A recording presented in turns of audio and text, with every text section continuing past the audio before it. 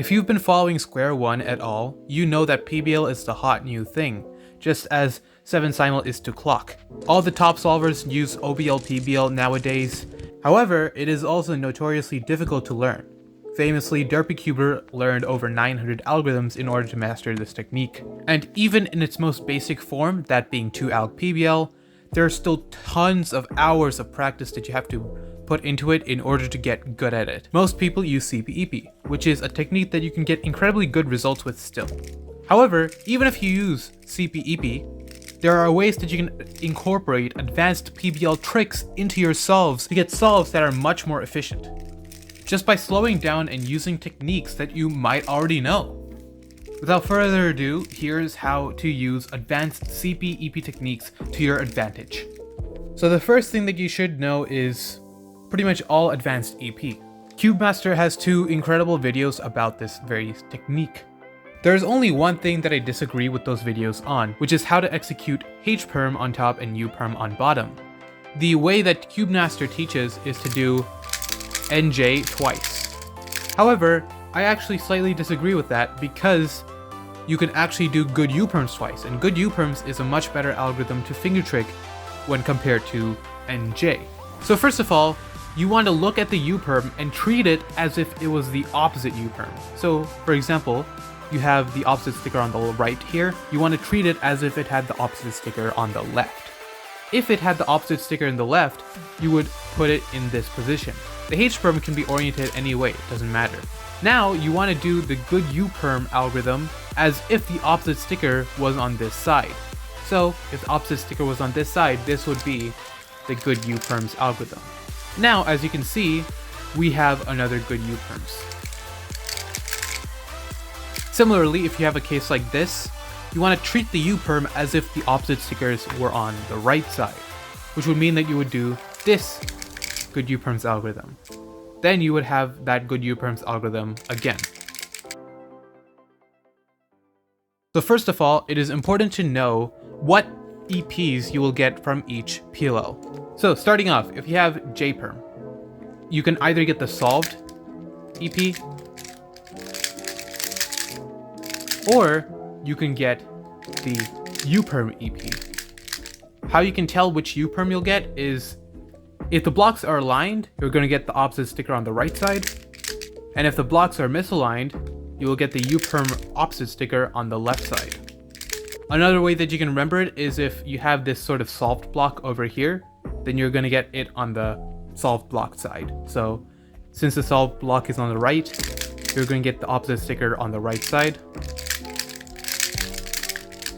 And if the solved block is on the left, you're going to get the opposite sticker on the solved block side, which is the left side. Now you have N. With N, if you align the blocks, you'll get solved. And if you misalign the blocks, you will get H-Perms. Now, if you have A-Perms, no matter how you hold them, you're going to get U-Perms. So it doesn't matter which way you hold them. And no matter how you hold them, you're actually going to get the same U-Perms. So if you have an A-Perm that looks like this, you're going to have U-Perms with the opposite sticker on the right. And if you hold it like this, again, you're going to have opposite sticker on the right. Here's how you can tell which U-Perm you're going to get. So if you have A-Perms with headlights on the back, you're going to see that the block is either on the left or on the right. If it's on the left, then the U-Perm that you'll get will have the opposite stickers be on the right. And if you have A-Perms with the headlights in the back and the blocks on the right, then if you do a J-Perm, you will get U-Perms with the blocks on the left. So it's kind of reverse. If you have it on the right, then it goes to the left, and if you have it on the left, then it goes to the right. Now, going forward, I'm actually going to group some PLLs together. So our first grouping is going to be Y and T. So Y and T are actually very closely related because no matter which orientation you do N-Perm or J-Perm from, you're going to get U-Perms. However, the way that you do N and J matters very much because based on the alignment, you'll actually get a different U-Perm. So for T and Y-Perms, if you have it aligned, then you will get U-Perms with opposite stickers on the left, or UL. And if you have them misaligned, then you will actually get U Perms with opposite stickers on the right.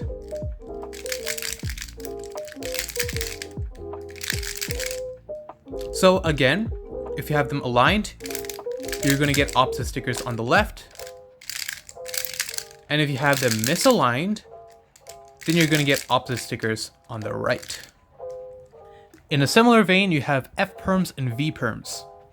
If you do the CP algorithm with both layers aligned, then you will get U Perms with the opposite stickers on the right instead of the left. And if you do CP with both layers misaligned, then you're going to get opposite stickers on the left. So again, if you keep them aligned, you're going to get opposite stickers on the right. And if you keep them misaligned, you're going to get opposite stickers on the left. Finally, we have G Perms and R Perms. With G Perms and R Perms, it's actually very simple. So let's say that we have this G Perm, right? The headlights are in the back and the block is on the right.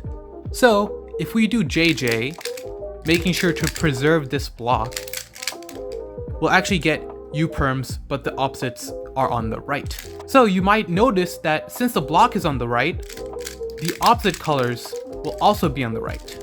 Similarly, if the block was on the left and we preserved the blocks by doing JJ, we would get U Perms with the opposites on the left. This is actually true with all of the G Perms and R Perms. So for example, if we have this G Perm, the blocks are on the right. If you hold the headlights at the back, you'll get U Perms with the blocks on the right. And if you have R Perms with the blocks on the left, if you preserve these blocks, you'll get U Perms with the blocks on the left. But what happens if you don't preserve these blocks? Well, if you don't preserve these blocks on an R Perm or a G Perm where you have adjacent stickers over here and the block is vertical, then you will get a Z Perm. And if you don't preserve the blocks, if the G Perm looks like this, where you have opposite colors over here and the block is horizontal, then you'll get a H Perm.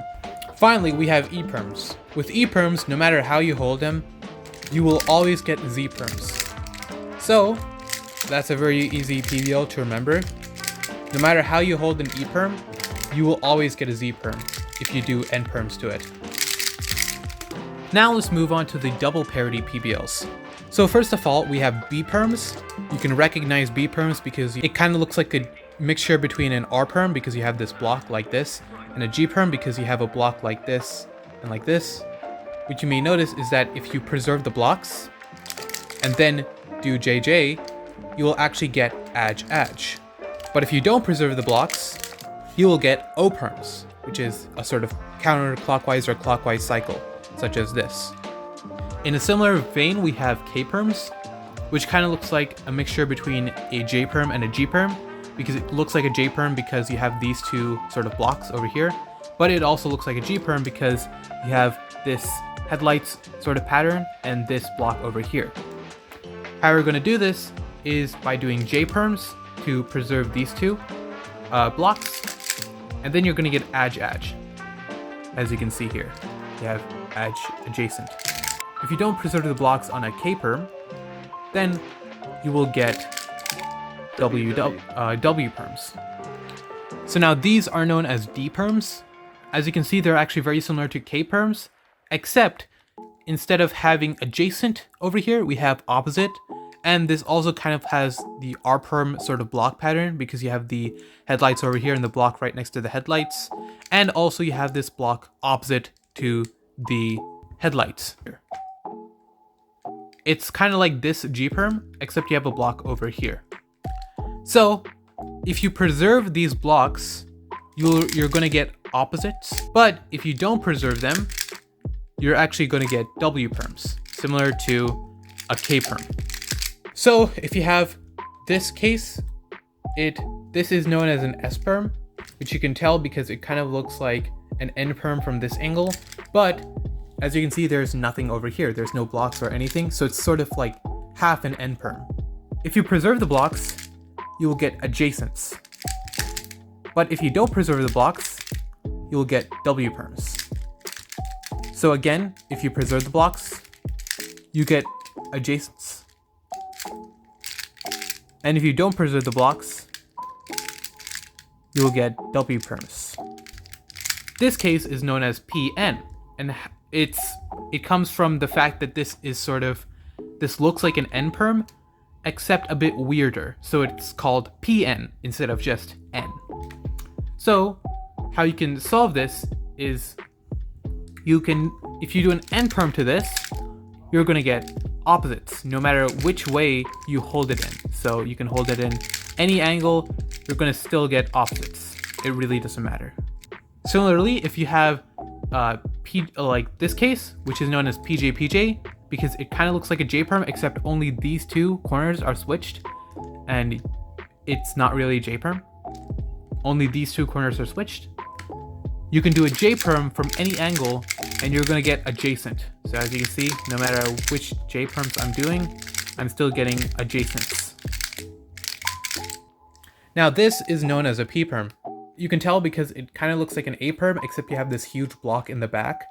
It is called a P perm because, as you can see, it has this sort of P shape. If you kind of look at the blocks, P perms are actually very special because what you can do with P perms is you can either turn them into an Adj or an Opp. So here you can turn them into two opposite EPs, and here you can turn them into two adjacent EPs. So how you can do either one of these is by either preserving this block over here or this block over here.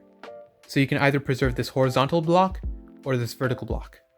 If you preserve this horizontal block, then you will get adjacent. And if you preserve this vertical block, then you will get opposite. How you can think about this intuitively is by preserving this block, you're also preserving this block, and because you're preserving this block, you're going to get adjacent because these two are adjacent colors. But if you are not preserving this block, you're breaking apart the adjacent, and therefore you're going to get opposite. You're also preserving this block, which has opposites over here. So now, C perms. These are extremely hard to recognize. How you can recognize them is by looking at this adjacent sort of headlights pattern, where these two are adjacent colors and not opposite colors. And also because you have this sort of pseudo block. This isn't really a block, but you can recognize it's a block because you have these two opposite colors. And again, you have another pseudo block over here because you have these two opposite colors.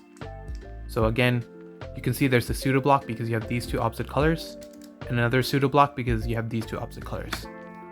So if you preserve these pseudo blocks, you will get a W perm. But if you don't preserve these pseudo blocks and do JJ, you will get an O perm. So W perm if you preserve, and O perm if you don't preserve. Now, C perms have another sort of cousin, which is the M perms, which is exactly like a C perm, except you have opposite stickers over here for the back. And you have you actually only have one set of pseudo blocks over here. So M perms are actually much simpler because no matter which orientation you do them in, you will get a W perm. So yeah, as you can see, if I had the line, I get W perm. If I have it misaligned, I will have W perm. Finally, we have X perms and Q perms. So a Q perm looks like this, where these two are opposite colors. It kind of looks like an E perm, except these two are opposite colors, and these two are opposite colors. These two are opposite, these two are opposites. But with a X perm, it also kind of looks like an E perm, except these two are the same color, and these two are the same color. With X perms and Q perms, no matter which orientation you hold them in, you will get an O perm.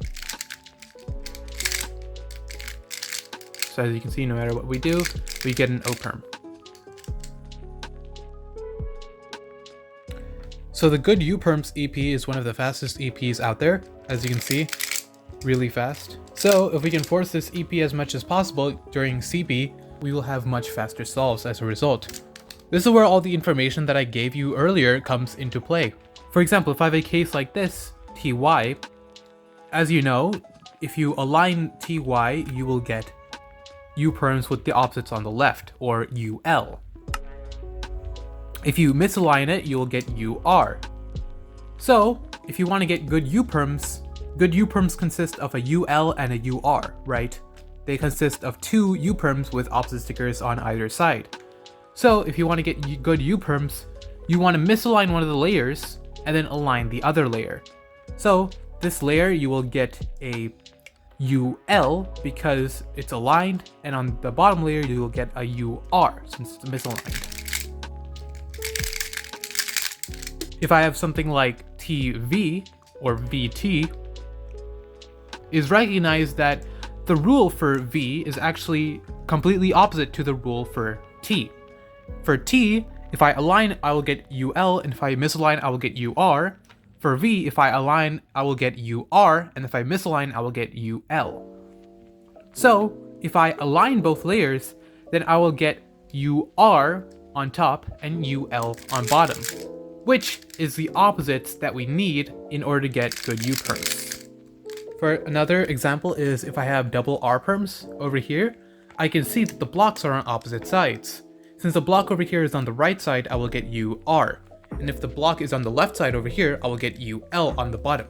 So I can simply preserve the blocks, and that will actually give me good U Perms with UR on top and UL on the bottom.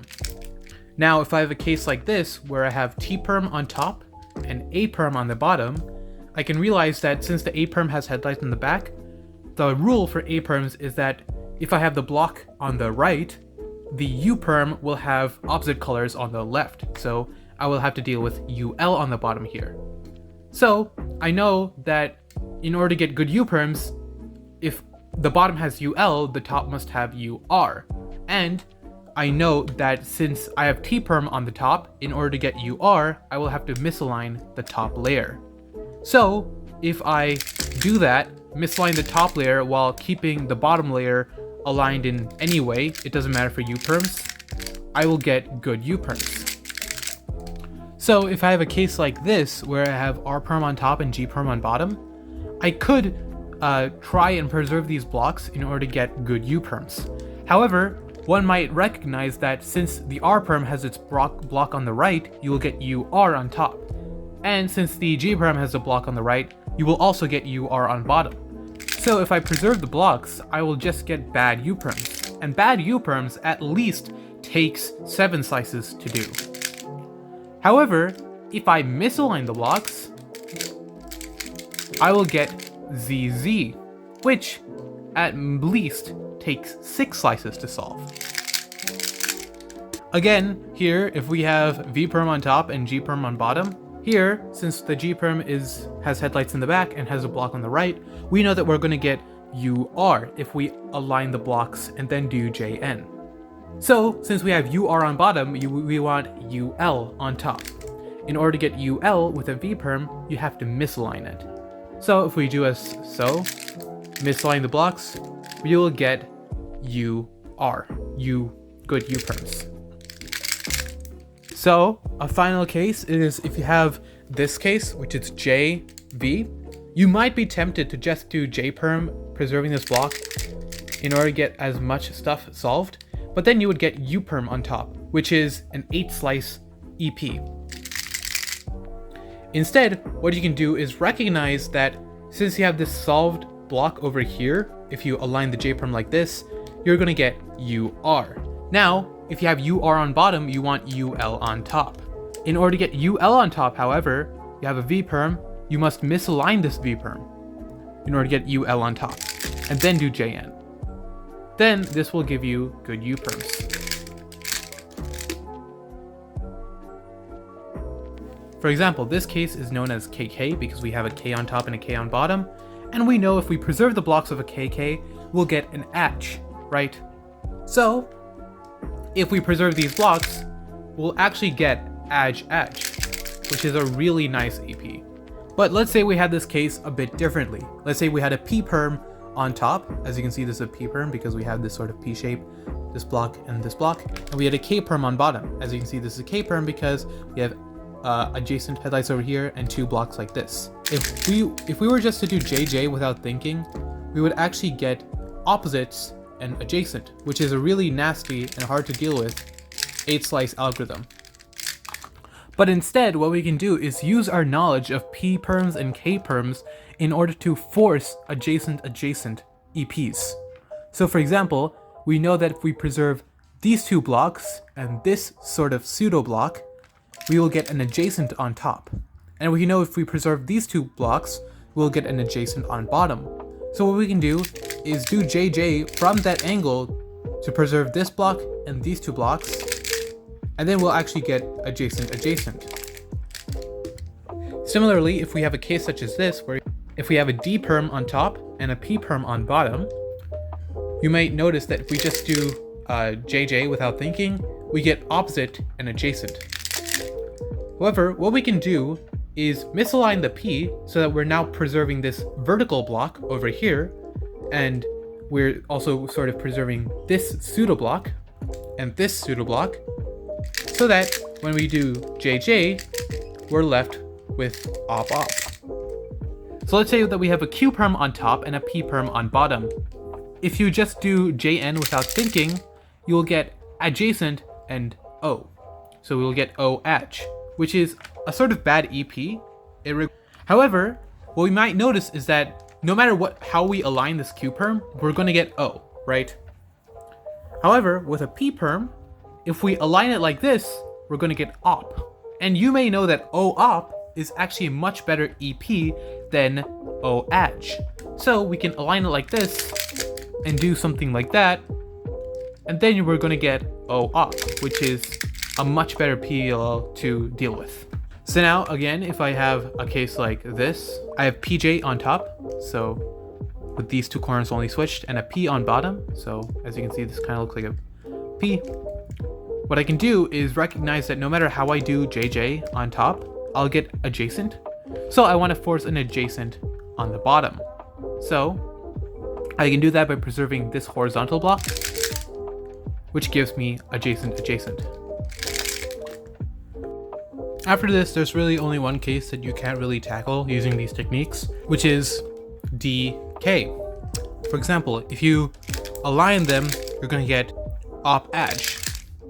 And if you misalign any of them, you're going to get like slightly worse PLs. But what you can do is actually hold these 2 pieces and these 2 pieces in the position for an Adj.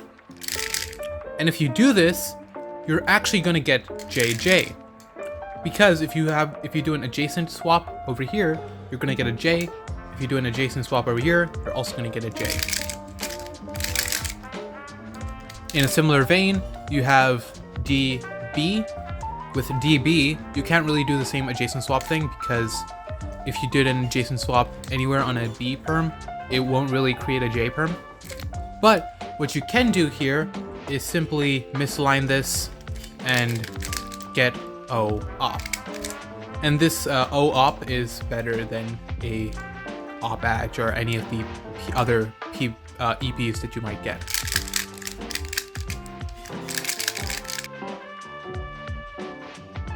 So let's say that you have a really bad PBL, which is QB, right? No matter how you do this, it's going to lead to a pretty bad case, because the 2 cases that you can get would be O Adj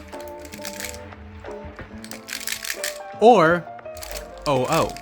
In cases like this, where pretty much all the options that you have are really bad, a sort of Hail Mary exists, where you can do an alternate CP algorithm in order to try and get a better EP.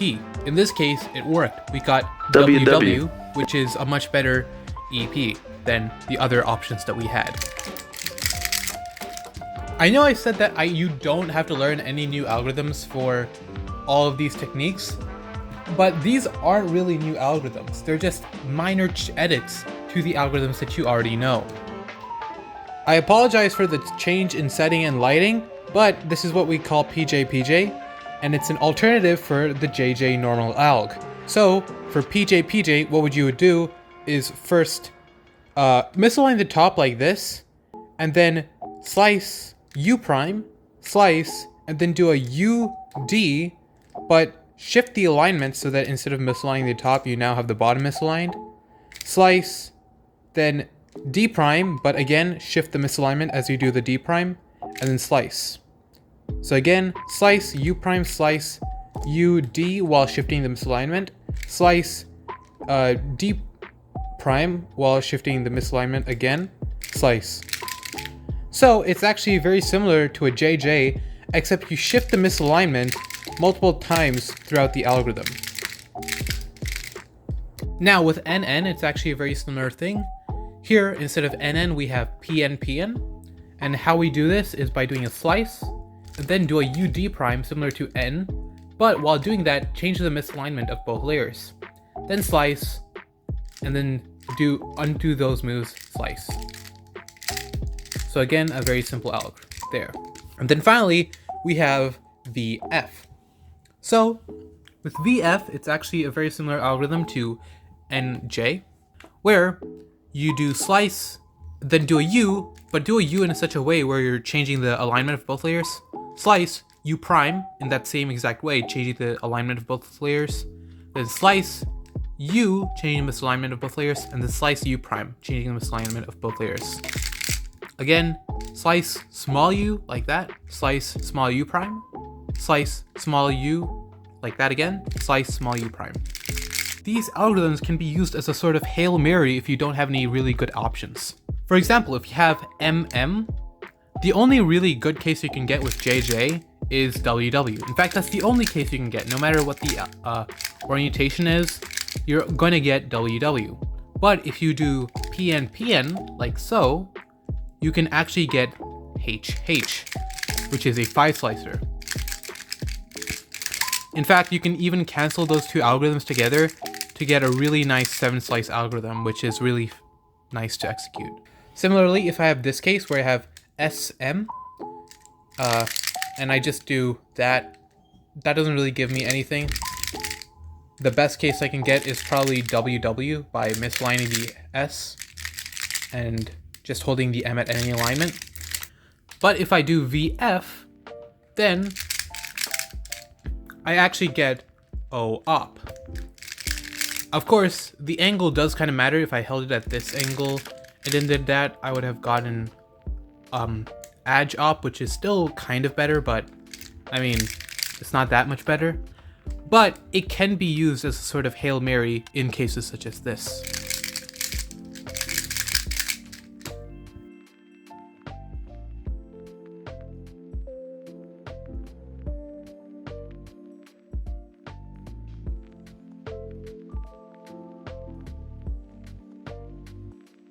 So yeah, with these techniques, you'll actually be able to reduce your slice count in your solves by quite a bit. It might even cause you to drop a full second, in fact. Well, that's it for my video. This is by no means a sort of replacement for PBL. You should definitely learn PBL if you want to become great at this event. Like I'm doing, I'm learning PBL.